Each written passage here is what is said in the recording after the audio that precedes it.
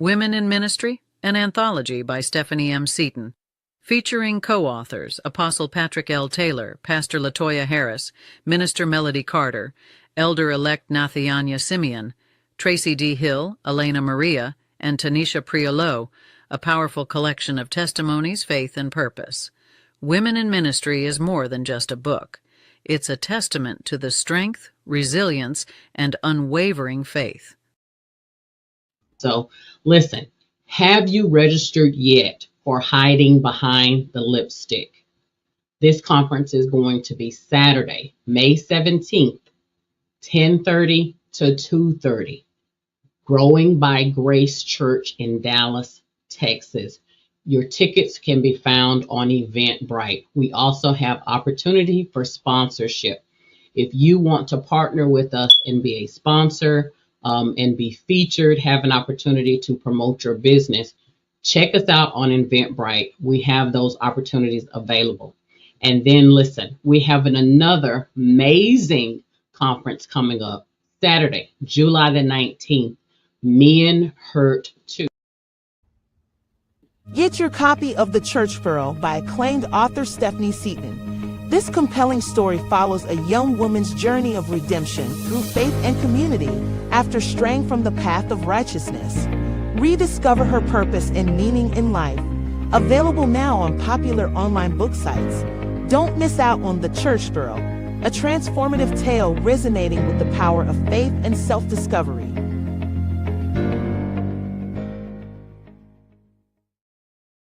Thank you for tuning in. A live stream new episode of the Stephanie M. Seaton Sunday Show will be starting soon, with your host, minister, and author Stephanie M. Seaton. If you would like to be a guest on the Stephanie M. Seaton Sunday Show, email Stephanie at stephaniemseatontheauthor@gmail.com.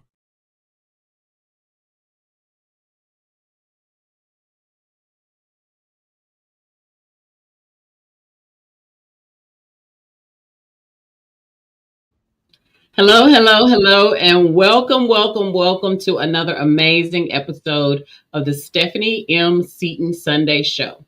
I am so happy that you have tuned in with us tonight. As always, we have an amazing guest in the studio tonight. We have Dr. Tamara Antonino. Thank you. Thank you Welcome. for having me.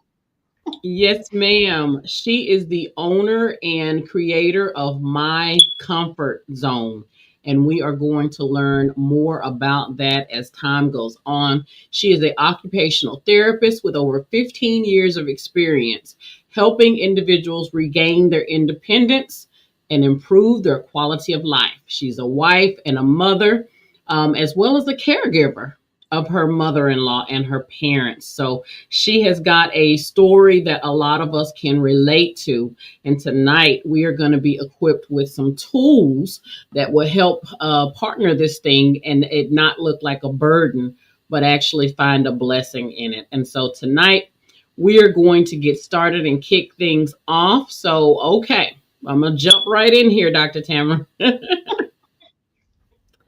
The very first question that I usually ask all of my guests, please tell us, who is Dr. Tamara Antonino? Well, first I want to say thank you for having me on. I really appreciate it. So Yes, I am the mother, the daughter, the wife. And as you said, I'm an occupational therapist. And I've been an occupational therapist for over 15 years. I have 3 children, all girls, between me and my husband. So we have a 27-year-old, a 20-year-old, and a 3-year-old. And so I'm exhausted. I understand. I am exhausted. So Yeah. I am trying to balance work life and keep myself mentally, spiritually, and emotionally just together and physically together. So that's pretty much me kind of in a nutshell of what I got kind of going on. Very good. Very good. Well, I will say this. There are a lot of people that are finding themselves in the space of caregiver. My mom actually lives with me.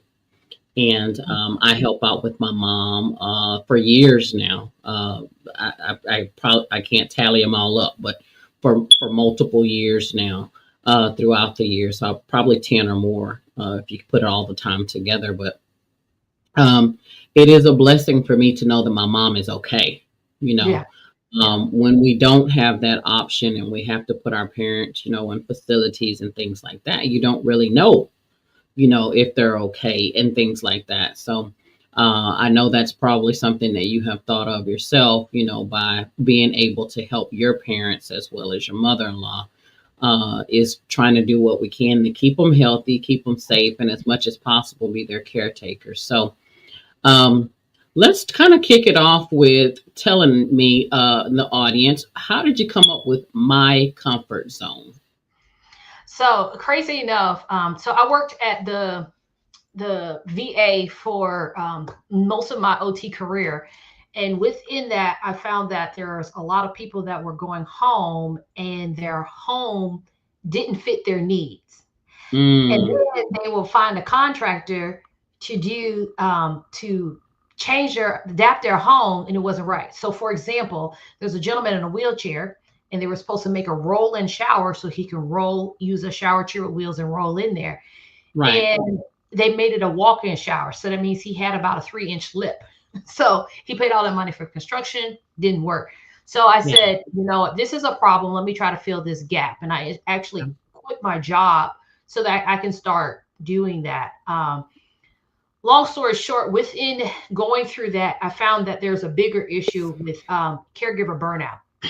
mhm, And so, as I have been treating clients who are in different facilities or even at home, and just I've joined a couple of groups, and just hearing that, I'm trying right, to make an environment so people are able to kind of function and be comfortable. So the start of it was to make the home as comfortable as possible, right. and then finding the issues with the caregivers, with the burnout, it kind of extended to that. So Okay. Okay. Makes sense. Um, so tell us a little bit about you, the Dr. Tamara, in training or in progress growing up. Were you an only child? What did family life look like for you? it was me and my brother. So it's me, my father, and my brother. My father is a blue collar. He worked for the phone company 40 plus years. He worked there so long they were pushing him out. He was like, please retire, please retire. Yeah, My yeah, mom, my mom, she worked at a bank forever. My dad, he worked and came home. Sundays we went to church. My mom was a member of Church of Christ, and so that was our Sunday until I got a job. And then when you're in yeah. high school, you pretty much have to work on the weekends. And so it Right. was just me and my brother. Went to school, went to Florida A&M, Okay. for undergrad, and then I graduated from Florida State, and lived in Orlando for after graduation for a little bit. And after graduation, I moved back home.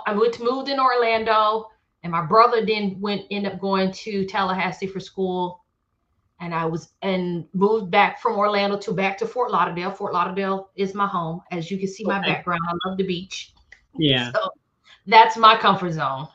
Um, and at that time, I was young, and me and my ex-husband, we decided to get married, and we had a kid. And that marriage didn't last long. We were young and dumb. I can admit it, we were young. Yeah. Yeah. So Like a lot of so us. got Yeah. yeah. We ended up getting a divorce after a year and a half, 2 years of marriage, and I was a single mom. Found myself a single mom, Okay. and I was like, this is not going to work. Um, Yeah. I was teaching, but I got in trouble because I was an outside of the box thinker.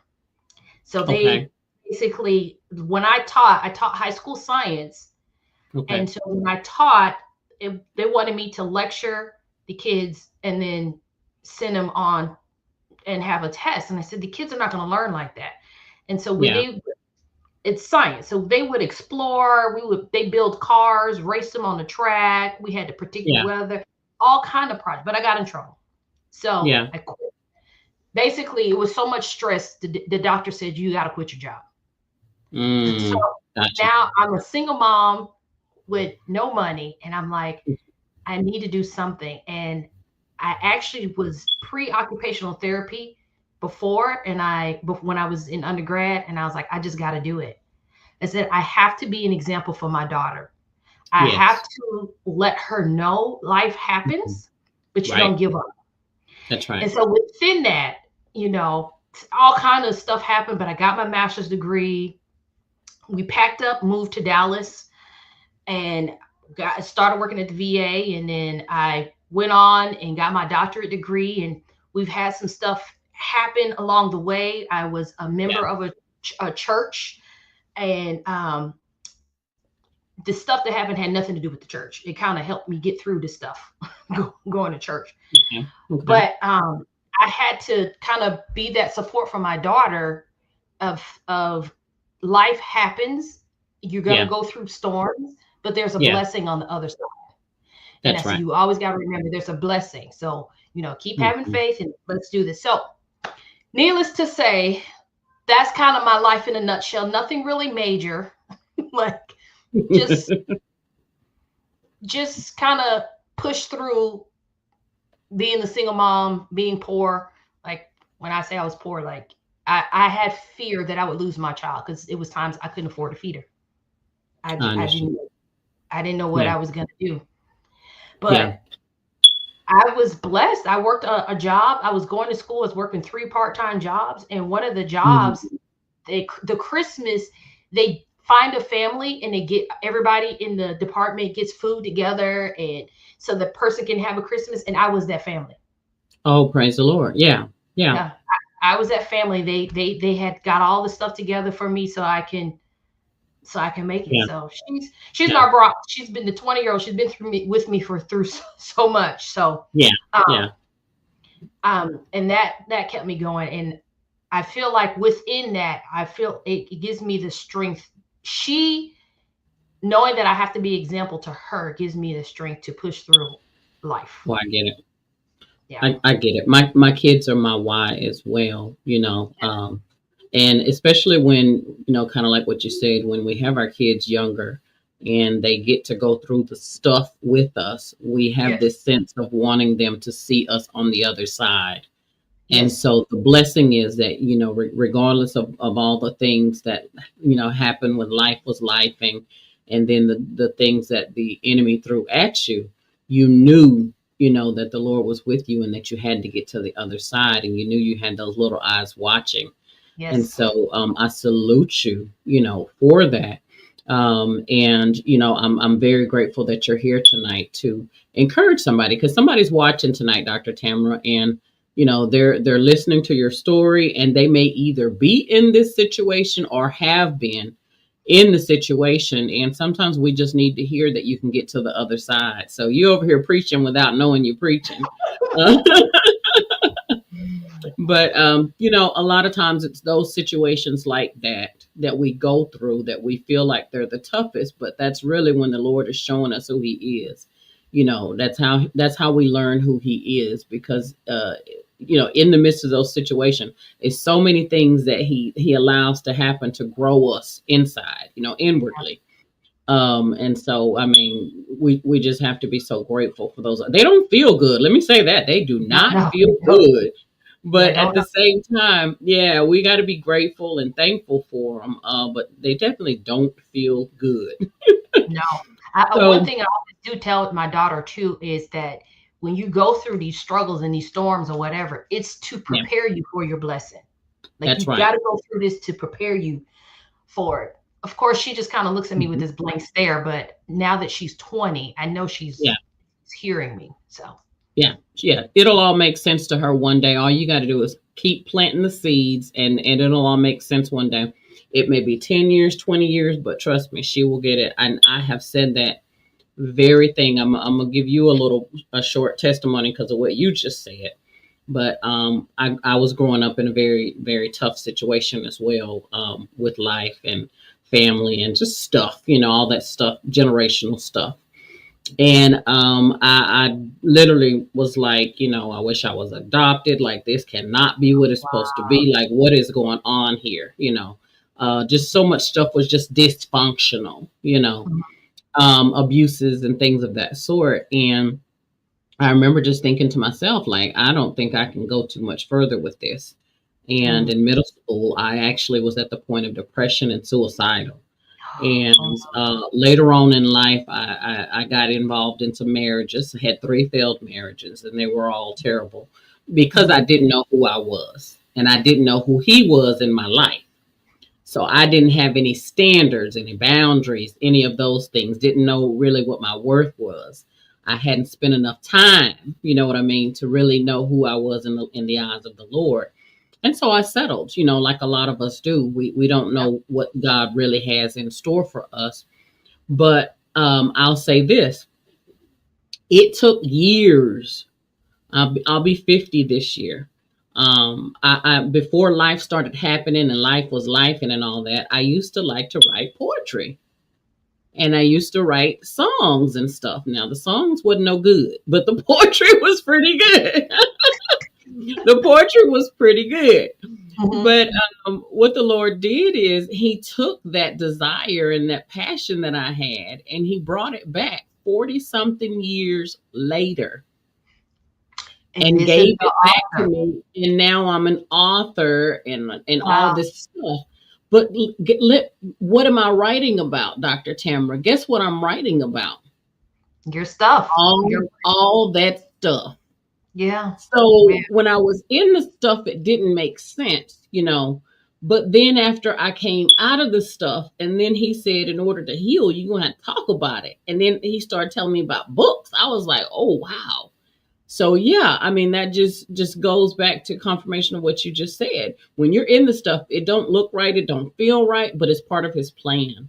And so as much as I, hated and wanted to check out and give up, we don't have that option. We have to push to the other side. And I'm sure you probably think about it as well, because I think about it quite often. What if I hadn't said yes? What if I hadn't said yes and got myself together and decided to, get with the program, Yeah. So many people. Go ahead. Oh, I was just going to say, so many people are tied to our destinies, not just our kids, but just people in general. And once we get that revelation that so many people are tied to our destinies and what the Lord is going to do in us. I mean, look at you now. You're on your own company, a single mom pushing through school, and getting your doctorate. So that is just amazing. But go ahead. What were you going to say? I'm excited. I was just gonna say, like, it's a lot of stuff I think back that happened. So, like, when I had her and I was living below the poverty line, and I was like, my daughter has to know, like, life happens, but you can't settle. There's no settling in this. You gotta make it through. And I went to OT school, and I probably went to the most expensive OT school. There was 2. I got accepted to a cheaper one. And they gave me money, but it wasn't going to work out. So I went to the more expensive. I have all these student loan debt. But in the meantime, I met one of my closest friends in OT school. Okay. Me and her came together and decided to move to Dallas together. Okay. So within that, I moved to Dallas, and I didn't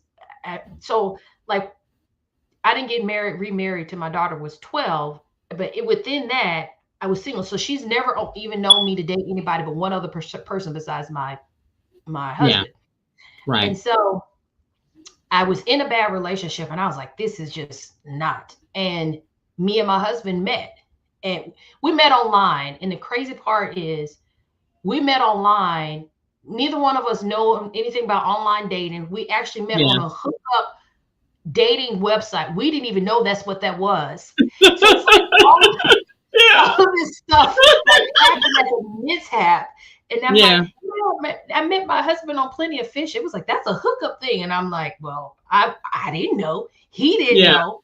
But we met, and we got less than a year later, we got married. And then, like, even with you talked about talking about stuff. So I actually had a podcast for a little bit because so me and my husband, we have had several miscarriages, and the worst one was the first one, and I was an emotional wreck. And poor thing, he was trying everything.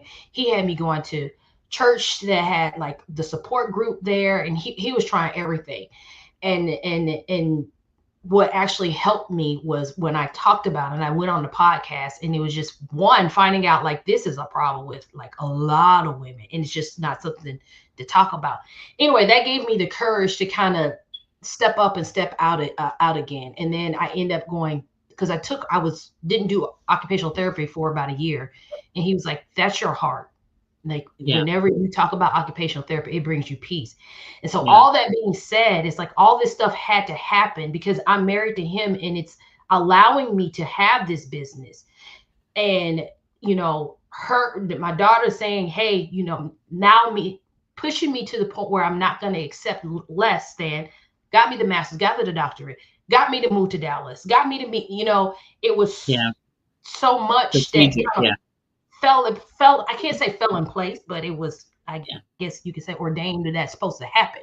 Yeah. And it brought it all the pieces together. And so now I do have this company that I focus on helping people. So it really has nothing to do with my life except for the fact that I've seen what people have gone through while I'm at my job. Me caring for my parents, they're at the easy point. So the mother-in-law, she lives on her own. My parents, they live together on their own, but I help manage doctor's appointments. My mother has cancer, so she flies in to get her cancer treatments and sees a doctor. And so I coordinate all that and make sure I'm on the phone. Like when she sees her doctors in Alabama, I'm on the phone because I need to hear what's going on. And so all that I'm going through, and because caregiver burnout is such a thing, but it also, all the stuff that I've been through, it also forced me to put balance in my life. Yeah. Like all of this. And it's like you have to have some points of stopping. So I'm blessed I'm in a situation where I'm having to start the business, but even if things happen, I'm still learning. Yeah. And I'm still getting new discoveries, I guess you could say, that helps to support the business and support the changes and adaptations that I'm doing in my life. Yeah. I think it's good, that you did go through some of those situations you went through, because it made you empathetic to people as far as what they're going through. That's what I was sitting here thinking as you were talking is, having been through the sacrifices and the hardships, it helped you to become empathetic to other people's needs. And then when you start thinking about the elderly and, giving care to people who can't help themselves, it's something about just that when you go through some stuff, you learn that compassion because you know what it feels like,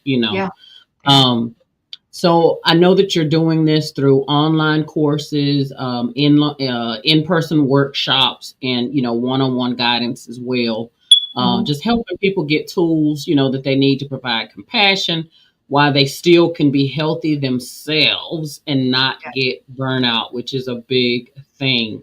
One of the things that I saw on your profile was that you believe that caregiving doesn't have to mean sacrificing oneself. Mm-hmm. And so many times that's what we do, is we feel like we're making all these extra sacrifices, and it ultimately does seem like it leads to burnout, which is what you don't want to do. Right. How do you avoid burnout?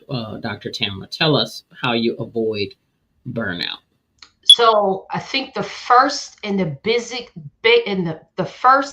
most important thing is changing the mindset. Yeah. When we get into that role of a caregiver, we have this expectation that, and most of it is put on us, and sometimes it is the parent. It is, we have to be available 24/7. We are the end all be all, and we have to do everything. Right. That's not realistic. Mm-hmm. Being a caregiver is a job. Yeah. People get paid for a caregiver. When we step in this role, you didn't get paid. You're not getting paid. You didn't sign up for it. You didn't get a training. And then we have an expectation that I got to do everything and I have to be perfect. All of that is very unrealistic. Yeah. It's impossible. Yeah. It's like, think about like a job. When I worked at the VA, I was an occupational therapist. My job was to go in, see my patients, do my documentation, and see the next one, and do my documentation, and then go home. Now, if I'm trying to do it all, so I'm gonna do my documentation, I make the schedules, I go in, I'm the doctor, and I gotta prescribe the people that they need, and then I have to. It's impossible. That's why everybody has their role and their portion. I am trained in occupational therapy, so the biggest thing is changing the mindset and changing the unrealistic expectation that I have to do to 24/7. There's only 24 hours in a day. So most of the people that I'm talking to are caregivers and they have a job. There's 24 hours in a day. You have to go to work. Most of us that work full time, you work 8 hours a day. Yeah. Okay. And then you're supposed to sleep 6 to 8 hours a day. Yeah. That's 16 hours out of the 24 hours. You got to have time for yourself. Yeah. And seeing the other side, when people are so like, I have to do it, they end up in the hospital while that person that you're caring for is at home. Guess what? Now they haven't been cared for. Yeah. So you have to change the mindset. Yes. Yeah. Yeah. You have to change the mindset and learn to say no. Yeah. So that's a big one. And so one of the things is when people start to, like, if you're the end all be all, you do everything, and then you say, okay, you know what? I have to say no. I'm going to say no. You're going to get pushback. You're going to get pushback because it's the expectation. Oh, I can count on such and such because my daughter's always done it. So when I need her to go over here, and like I was in one of the groups, and one of the ladies, she's caring for her mother, and she's like, I just can't do it anymore. And she's like, I have my dad over here who's like, can you throw this piece of paper in the trash? And then my mom is over here running all over the place trying to do everything. And it's like, realistically, does your dad have to throw that in the trash right now? Right. No. Yeah. No. It's like, no. Okay. So you have to learn to say no, and you have to do your self-care. Yeah. That's probably a thing that I struggle with being a caretaker. So I feel guilty when I try to do things for myself. Yes. Yep. I'm a workaholic. And so I kind of, don't give myself time because I am a workaholic and I have to provide for, my family. And then on top of it, when I do want to do a getaway or take some time out to myself, I feel guilty. I feel like I can't do that. I can't step away. You know what I mean? And it's not good. And the sad thing is I have had a couple of medical issues in this last year because I burned myself out, and it, you hitting it. You are hitting it on the nail, Dr. Tamara. I'm telling you. Let me ask you this. Why do you think you felt guilty? What part of you doing to get time away makes you feel guilty? I think because I'm a workaholic. I work so much that I feel like when I'm not working, I should still be present. Do you feel like I'm a workaholic to provide? So it's kind of like I don't feel the option that I can't not work, right? But when I want to take a break, I think that I feel like, okay, I can't take a break alone, even though I need it, because I don't want anybody to feel like, oh, now she's finally not working, but she's not present. Does that make sense? But yeah. So who puts that in your mind, yourself or somebody else? Me, of course. So, me. That's an unrealistic expectation.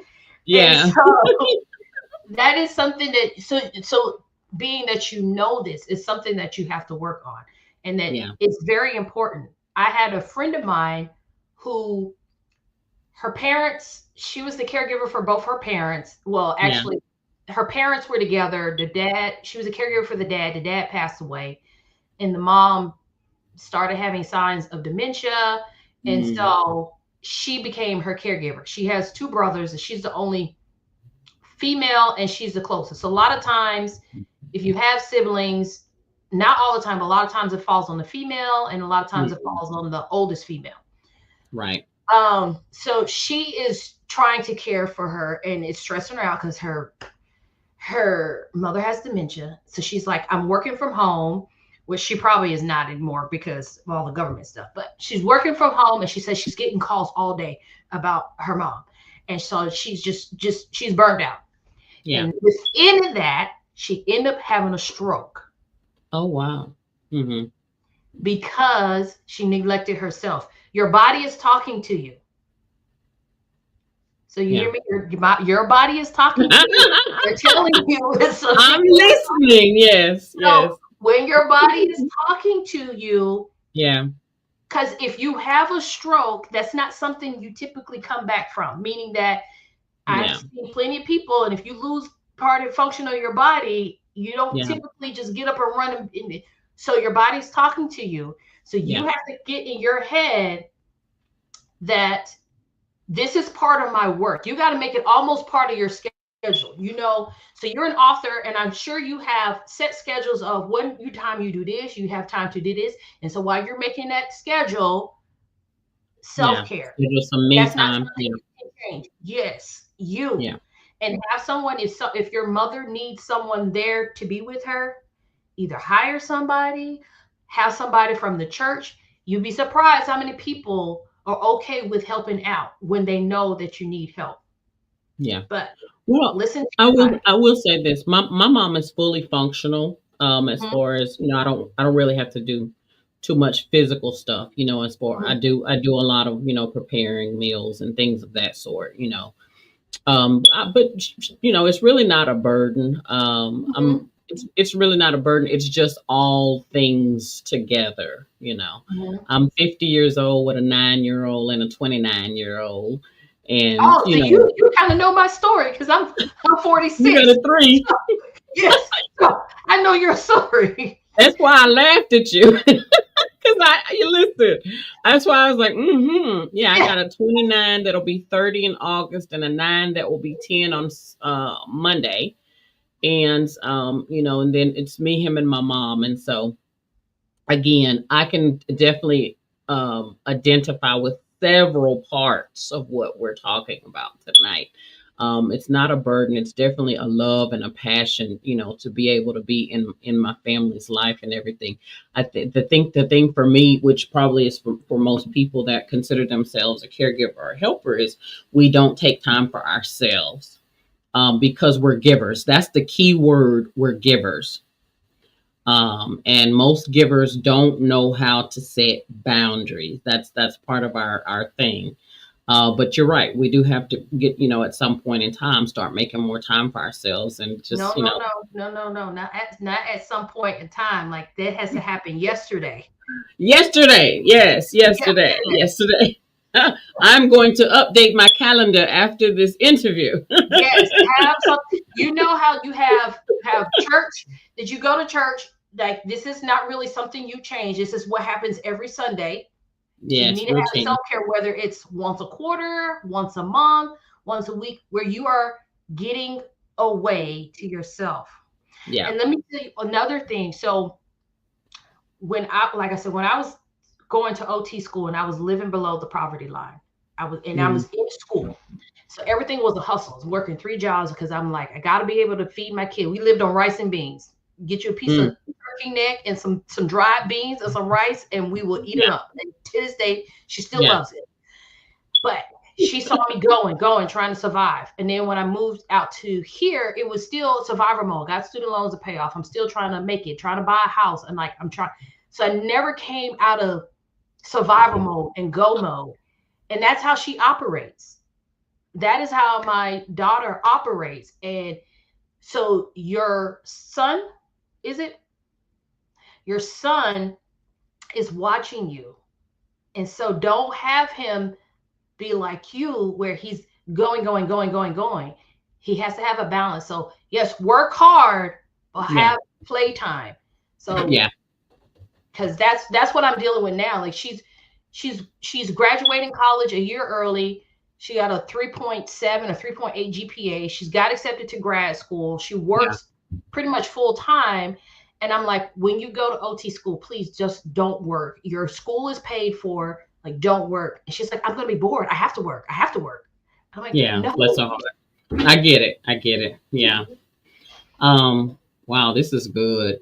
If you were watching tonight and this has hit you, go ahead and drop a comment and just let us know that we are in the house, because I'm telling you, Dr. Tamara is talking about some stuff that makes sense. She done hit me several times. So go ahead and drop some comments in the comments, and we will definitely address your comments as you're watching. I'll try to make sure to get back to your comments.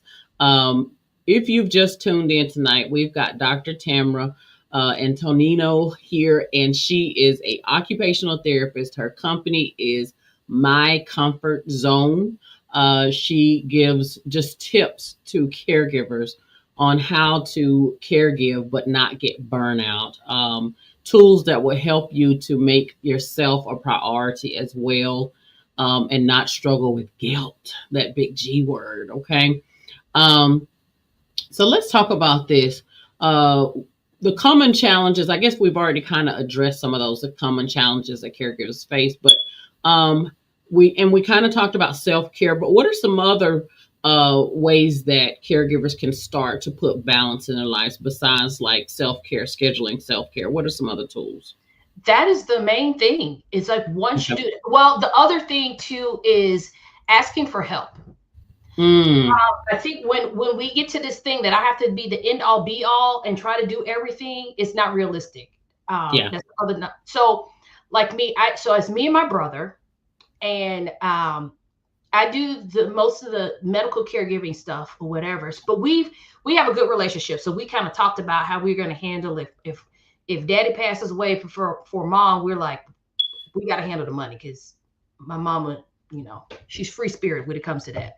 So, but we know our roles is defined. Like, I'm the medical person, I can handle that. He's a financial person, he can handle that. And so we have that thing.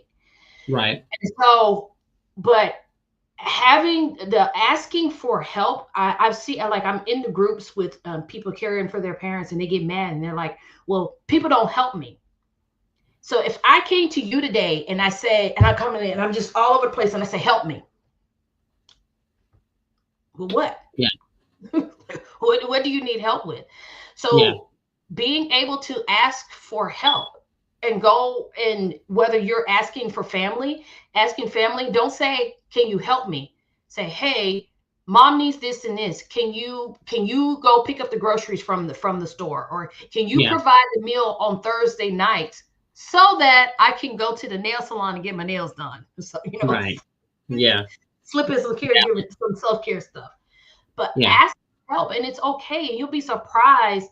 Like I say, people are willing to help if they know how to help. Yeah. So that's another huge one. Set those boundaries, say no, have realistic expectation, and ask for help. Yeah. We got to learn how to properly communicate our needs, and then people will be able to help. And that also will help to prevent burnout and being able to take time for yourself. Okay. Well, this kind of. Go ahead. I was gonna say that's one of the things that I had to learn, even before I started helping, before my mom got diagnosed with cancer. It was just kind of like we had the baby, and it's just me and my husband. I'm like, I don't understand why he can't help me. Like, why is he not helping me?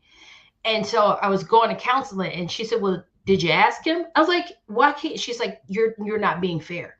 You're not being fair. How can you expect somebody to help you if they don't know what to help you with? Right. That's just not fair. So I think caregivers end up doing that. They expect someone, especially the siblings, to automatically help, but they might not even know how. That's true. We make a lot of assumptions that they should just know, but yet we're not being vocal.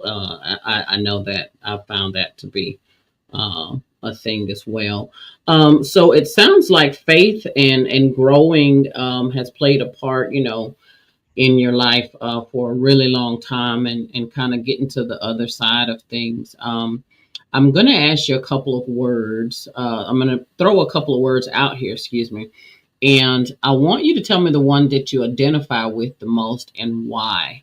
The first word is healing, empowerment, or transformation. Which one of those kind of stands out the most? And tell me and the viewers why.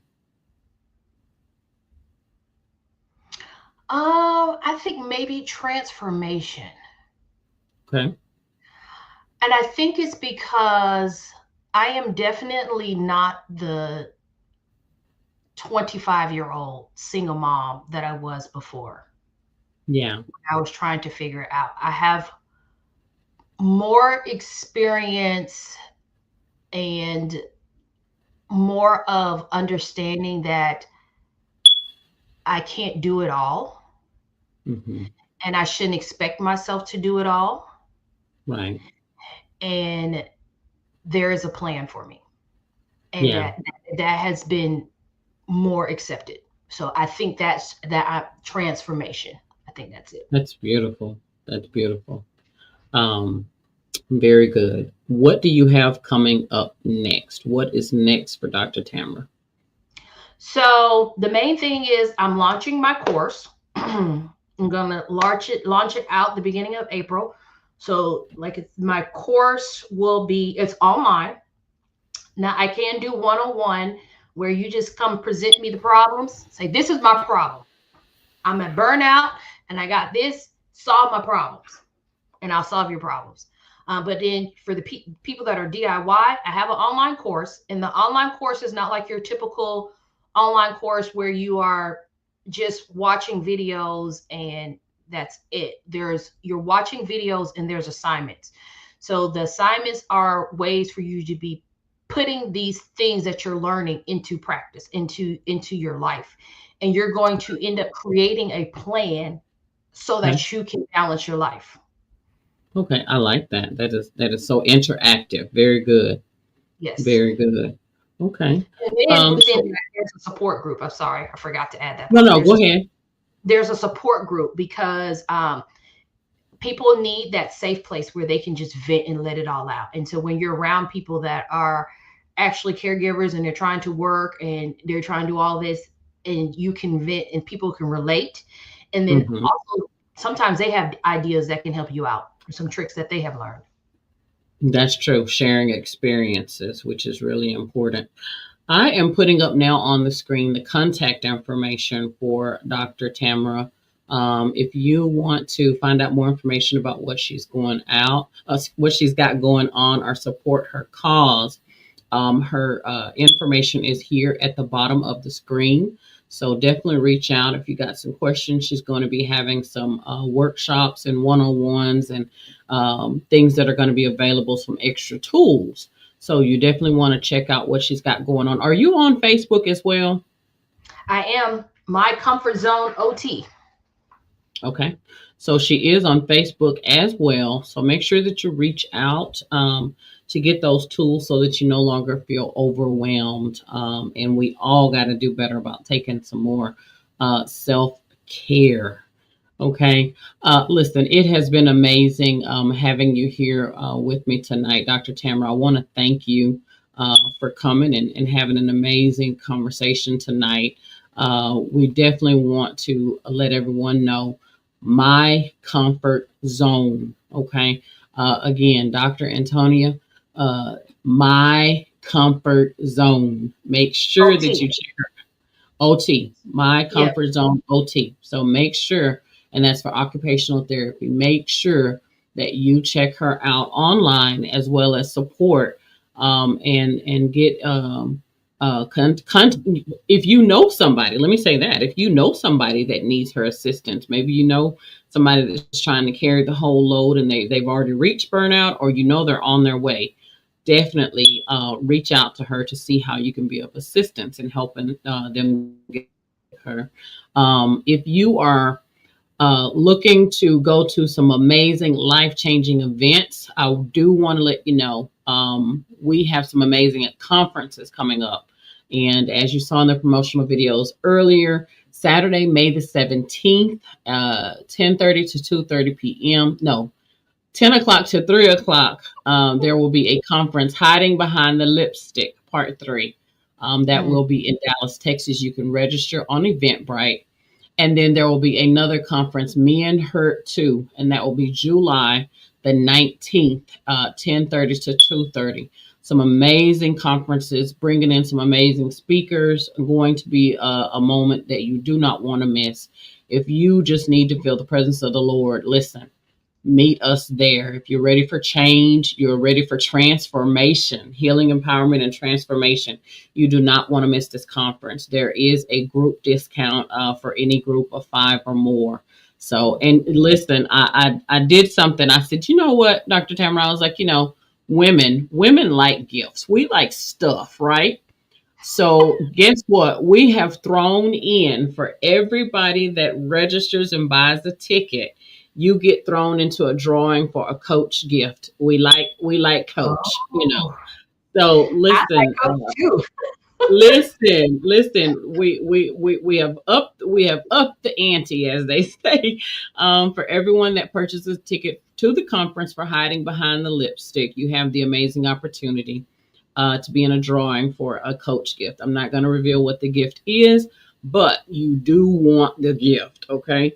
So make sure that you register and get your tickets, and everybody's name that will purchase a ticket will be in that drawing. So in your final words tonight, Dr. Tamara, what do you leave the audience with tonight? What would you like to say to those, again, that are struggling or have been struggling?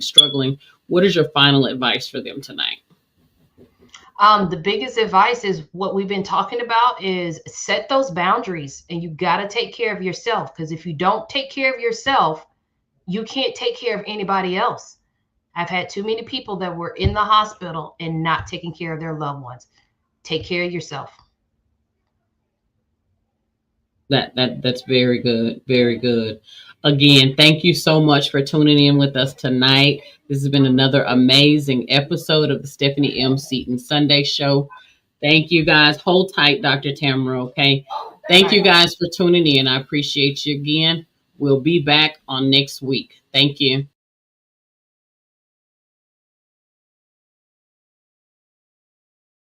If you would like to be a guest on the Stephanie M. Seaton Sunday Show, email Stephanie at stephaniemseatontheauthor@gmail.com.